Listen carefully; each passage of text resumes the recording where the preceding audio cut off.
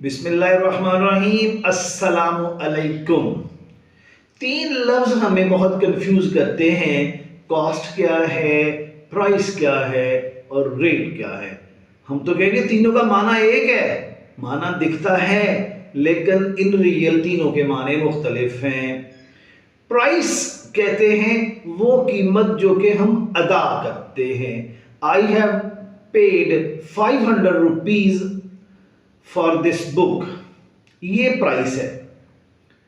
जबकि कॉस्ट का मतलब होता है वो खर्चा जो किसी चीज के बनाने में आता है। 5 million rupees is the cost of this house. जबकि रेट का मतलब होता है पर यूनिट प्राइस को रेट कहा जाता है। The rate of dollar is increasing daily. So my dear viewers, मेरे ख्याल में अब आपको ये फर्क क्लियर हो जाना चाहिए कि प्राइस, रेट और कास्ट में क्या फर्क है।